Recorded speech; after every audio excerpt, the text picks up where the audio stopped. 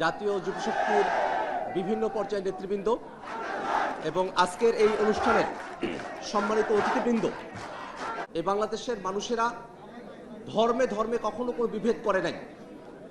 এই বাংলাদেশের মানুষেরা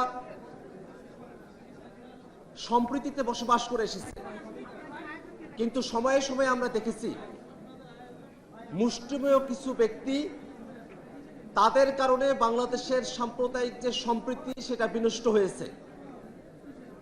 আজকে এখানে সারা দেশের নেতৃবৃন্দ আপনারা আছেন, আপনাদের অন্যতম একটা প্রধান কর্তব্য থাকবে বাংলাদেশের সাম্প্রদায়িক সম্প্রীতি রক্ষা করা। বাংলাদেশের কোথাও যদি কখনো কোনো সাম্প্রদায়িক উস্কানির মতো ঘটনা ঘটে, জাতীয় যুবশক্তির নেতৃবৃন্দ তৎপর ভূমিকা পালন করে সক্রিয় থেকে যে কোনো ধরনের সাম্প্রদায়িক উস্কানিকে তারা প্রতিহত করবে। এ কথা যেমন বাংলাদেশের জন্য প্রযোজ্য, ঠিক একই কথাটা গোটা বিশ্বের কাছে আমাদের মেসেজ পৌঁছে দিতে হবে। আমি আপনাদের আজকের এই অ্যারেঞ্জমেন্টে অনেক আপ্লুত। বিশেষত আমি যখন সামনে দেখি এই বিশ্বের বুকে সব থেকে নির্যাতিত মুসলিমদের দেশ, আমাদের ভাইদের দেশ, স্বাধীন ফিলিস্তিনের পতাকা যখন আপনারা উড়িয়েছেন, তখন এই অনুভূতি যে ফিলিস্তিনে আমরা যেমন স্বাধীনতা চাই, তেমনি ভাবে এই বাংলাদেশে আমরা সম্প্রীতি চাই, গোটা বিশ্বের বুকে আমরা সম্প্রীতি চাই, সেই বার্তা আমরা দিতে চাই। ভাইয়েরা আমার, এই বাংলাদেশে এতগুলো মানুষ জীবন দিলেন, এতগুলো মানুষ রক্ত দিলেন, এর বিনিময়ে আমরা যা পেতে চেয়েছি তা হলো এক ফেসিবাদ মুক্ত, ফেসিবাদী শাসন ব্যবস্থা মুক্ত এমন এক বাংলাদেশ, যে বাংলাদেশে গণতন্ত্র থাকবে, জবাবদিহিতা থাকবে, ক্ষমতার ভারসাম্য থাকবে। জাতীয় ঐক্যমত্য কমিশনে আমরা রাজনৈতিক দলগুলো বাংলাদেশের রাষ্ট্রীয় কাঠামোতে সংস্কার সাধনের জন্য অনেকগুলো বিষয়ে আমরা একমত হয়েছি। জাতীয় ঐক্যমত্য কমিশন অনেকগুলো সিদ্ধান্ত গ্রহণ করেছে, কিন্তু সেই সিদ্ধান্তগুলোকে বাস্তবায়ন করা হবে কিনা সেই নিয়ে সংশয় তৈরি হয়েছে।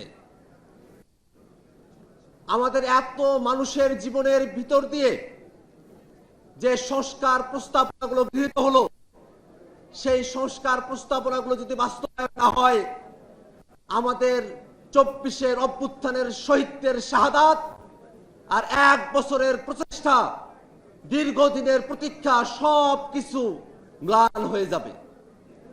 অতএব আমরা আহ্বান রাখছি, টেবিলের আলোচনাতেই সংস্কার বাস্তবায়নের পথ নিশ্চিত করতে হবে। যদি টেবিলের আলোচনায় সংস্কারকে বাস্তবায়ন করা না হয়, রাজপথ দখলের প্রস্তুতি নিতে হবে। ভাইরা আমার, বাংলাদেশে যদি সংস্কারকে বাস্তবায়ন করার জন্য 24-এর অভ্যুত্থানের মতো করে আমাদেরকে আবার রাজপথে আসতে হয়, এই জাতীয় যুবশক্তির নেতৃবৃন্দ কি রাজপথে আসতে প্রস্তুত আছে? আপনাদেরকে প্রতীক্ষা নিয়ে থাকতে হবে, সতর্ক দৃষ্টি রাখতে হবে। যদি সংস্কার নিয়ে কোনো টালবাহানা করা হয়, যদি সংস্কারকে কার্যকর করা না হয়, তাহলে রাজপথ দখলে নিয়ে সংস্কারকে বাস্তবায়ন করতে হবে।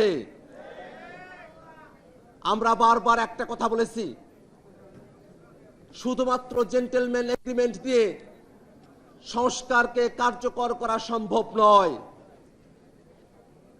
জুলাই সনদকে আইনি ভিত্তি দিতে হবে। এলএফও করে প্রেসিডেন্টের অর্ডিন্যান্স দিয়ে যে পন্থায় সম্ভব, সেই পন্থাতেই জুলাই সনদের কার্যকারিতা নিশ্চিত করে জুলাই সনদের ভিত্তিতে সামনে নির্বাচন আয়োজন করতে হবে। নির্বাচনের সময়সীমা নিয়ে আমাদের আপত্তি নাই, কিন্তু সংস্কার এবং বিচারকে পাশ কাটিয়ে নির্বাচন হলে সেই নির্বাচন বাংলাদেশের মানুষের কাছে গ্রহণযোগ্য হবে না। অতএব বন্ধুগণ, আমরা বক্তব্য বাড়াবো না। আমাদের সতর্ক দৃষ্টি রাখতে হবে যাতে বাংলাদেশের সংস্কারকে বাস্তবায়ন করা হয় এবং একই সাথে যারা বাংলাদেশে গণহত্যা করেছে, যারা মানবতা বিরোধী অপরাধ করেছে, সেই আওয়ামী লীগ এবং আওয়ামী লীগের দোসর 14 দল এবং জাতীয় পার্টি তাদেরকে বিচারের মুখোমুখি নিয়ে আসতে আমাদের সব জায়গা থেকে সর্বোচ্চ দৃষ্টি রেখে এবং সরকারের কাছে আহ্বান রেখে আমি আমার বক্তব্য এখানে শেষ করছি। ইনকিলাব জিন্দাবাদ।